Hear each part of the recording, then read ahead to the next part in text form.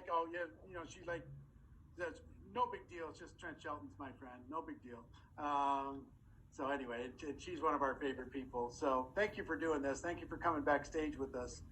I have to do another interview, and so here's what I'm going to do. I asked Pete Vargas if he would host the backstage part of today and kind of go through the questions and to be able to do that. So Trent, I'll look forward to talking to you later. Ricky and Francois, amazing. Jordan, amazing. Thank you for bringing your value. Les Brown was also amazing. But Pete, take it from there. And everybody else, I'll see you tomorrow. Load the boat. Tomorrow's just going to be epic. Load the boat. Whoever gets the most people on that thing is going to win. See you later. That's great. Hey, guys, I'm stoked, man. I know Jesse Lee knows Trent, and I let Eric know that we needed to have Trent today because him and I have become buddies this last few months. And incredible job. All of the trainers, Jordan, Ricky, and your beautiful bride. Just incredible day today. And Trent, man, I appreciate you being here, man. I know we got you for about 15 more minutes. And, I'm just going to fire off some questions, and then I'm going to bring in the rest of the crew as well today. Wow, what a great day, Trent. And make sure you put your questions in the Q&A box, guys. That's where we're going to go from, and we're going to answer a lot. We're going to rapid fire them. Trent, Leonardo says, I've been the last month. I've really decided the last month to change my life and have an amazing hunger. What do you do with that hunger when you just have this epiphany that you need to change your life and have this hunger? Like, what's your recommendation? What's your advice?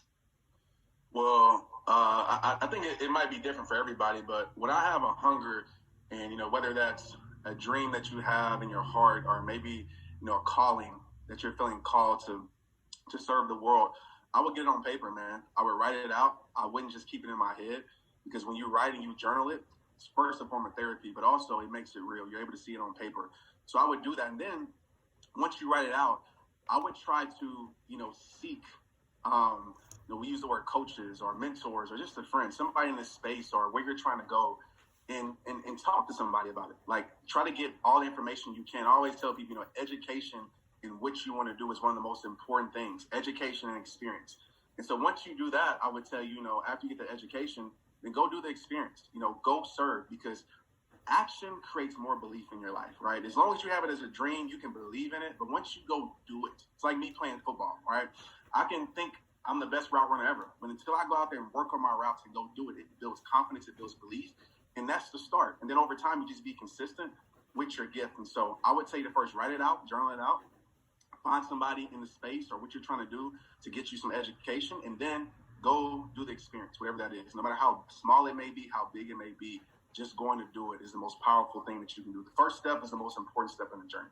I love it, man. Tracy asked the question, you keep referencing the warrior spirit. I love that. What's your number one favorite book, and does it include a warrior? It's funny. I like 300, by the way, movie-wise, so it's probably where the warrior spirit is definitely from. But my favorite book, that's a tough one. One that really spoke to me is The Purpose-Driven Life. Like, I always say, that's the book for me that really changed my life. And I read it back in 2009.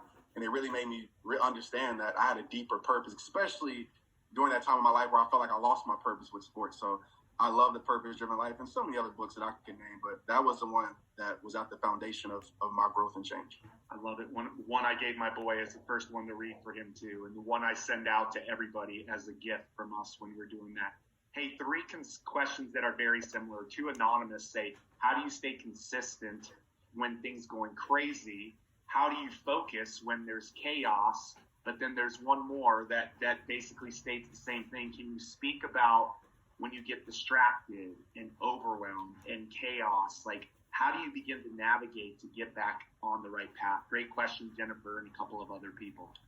Absolutely. I'll try to answer all three in one.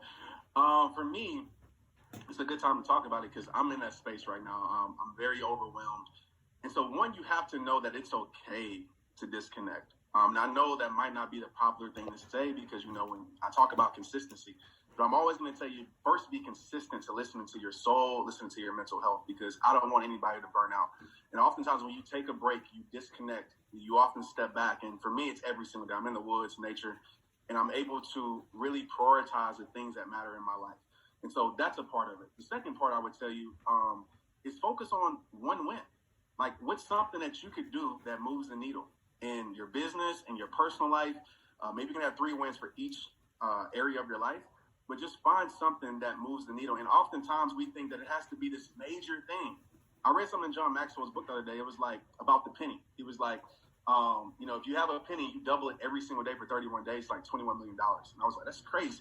And so I'm always thinking about what's the 1%, what's the penny that I could do today to be able to move my life forward and just to be able to stay consistent in my journey. And I know that moves change. Like, you'll break through this season, right? This season might be difficult. It might be hard. You might not have the same passion and energy, but you will break through this season. And this season will be the thing that builds that resilience, that emotional resilience that I talk about a lot inside of you, that's able to help you push through those feelings of, I don't want to do it, or those feelings of comparison, all that other stuff. So that's my answer. I love that. Trent, Trudy says, I'm totally curious how the conversation with the 100-year-old might go today versus the 10 or 20 years, versus 10 to 20 years ago. Yeah. So there's 2 things. One, the 100-year-old, the 20-year-old would be trying to be so in control. And I want to be careful when I say this because I feel like you have to definitely control a lot about your life. But I think 2020 showed us, even when you control everything, there's a lot of things that you can't control, right? Things that just happen. So the 20-year-old Trent would be like, control everything, go hard, do this, do that. And I get it. That's a part of the journey. But the 100-year-old me is telling me, Trent, focus what truly matters to you. Because I've had lots of successes in my life. I've reached the pinnacle, right? NFL was my Mount Everest in my life. There was nothing greater than that. And I still was unfulfilled. So the 100-year-old me is telling me, be successful, whatever that means to you, but really focus on fulfillment, focus on the things that really matter to you, because those are the things that are going to open up space for you to be able to operate in a more freeing way, to be able to do the things as far as, rehab time to the world and write books. Because if you're suffering inside of here, you're not going to be clear. You're not going to be efficient when you're trying to do your work in your best way. So those are 2 different conversations. Trent, everybody asks this every day. Talk to us about your morning routine, is what Andrea Mendoza said. For sure. I want to say this too. Your evening routine is just as important. All right. Yes. So I do a reflection because if you don't win your evening, you ain't going to win your morning. That's facts. But my morning routine is pretty simple. I base it around 4 A's. I call it my protect your peace process. So what that looks like for me is getting up early. I love to get up before everybody in my house. I have 3 kids. So you already know when they up, it's you never know what's going to happen. So I love to get up early for everybody. And I go through this process. The first A is appreciation, right? 100,000 people die every single day. I mean, I think it's easy to find appreciation in the times that we're in right now. So appreciation, literally, this brings happy chemicals in your brain. The second A is affection. I always say hug a day keeps depression away. So you got to hug a tree, hug a person. Give encouragement to people. Because some people might say, I can't hug somebody. Giving encouragement helps, because what tends to happen, especially when I'm going through hard times and I feel like I'm not enough. And I go through that at times. I want to be transparent. I know when I go give value and somebody receives the value, it builds confidence inside of me because it's letting me know that I have value inside of me, because I can't get value if I don't have it inside of me. The third A is activity. Accomplishment.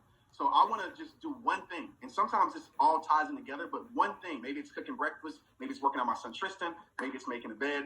I want to do one thing that moves my life in a positive direction. I play sports, so I understand the importance of momentum. So I want to hack the momentum to move me in a positive direction and release that dopamine in my brain. The last A is activity. So I always say movement influences mood. There's no way that you can go for a run and you still feel depressed. And so you still feel tired. I'm always trying to move my body, even if it's just 10 squats, even if it's just walking down a block, because I know that's going to put me in the right headspace to be able to conquer my day. I love that. A few more, Trent. Tony Lim has a great question. She said, you really spoke to my spirit today. what is one thing you do when darkness rises up that you're able to overcome the darkness and light can break through when darkness begins to rise up, which is, dude, happens for all of us, you know? Yeah. So for me, and I can speak about that because, I'm currently in that battle, and it's not easy. It's tough, but I go back to my foundation, and my foundation is faith. I know we all believe in different things, but my foundation is faith. So I'm always going to talk to God, disconnect from the world, and I'm going to focus on like what's important, like what really matters in life. And so I get back to that, and I get back to also one of the things that I do is I go back because sometimes listen, I don't know if I'm the only one that goes through this that's quote unquote successful, but there's times where I feel like I'm not doing enough. There's times where I feel like, man, like as a performer, right? I played sports my whole life, so my life was always based off performance, and so it's still a part of me. Like I want to perform as best as I can, and sometimes I'll be like, man, like I didn't perform well, and I'm so focused on what's going wrong that I become blind to what's going right. Right? I'm so focused on all the negative things that I become blind to the positive things. So I often go back to the place where it all started for me. So it's my parents' house. I'll go back to my room and just sitting there for an hour and be like, man, look how far you actually came. So if you're feeling in that dark moment, maybe you're too focused on where you want to go. Maybe you're too focused on you're not being there. You're too focused on the mountaintop so much that you don't realize how much you climb. And so take time to appreciate. And the last thing that I do to bring that hunger back into me, and when I'm feeling like really depleted, I go to the cemetery. I know this sounds crazy, but I go to the cemetery because it reminds me that life isn't promised. It reminds me that I don't want to come here with incompletion. So, I want to really recenter my life on what I really want to leave here as a legacy for my kids, for this world. And so those are my go-tos when I'm feeling stressed out. My family too, my kids.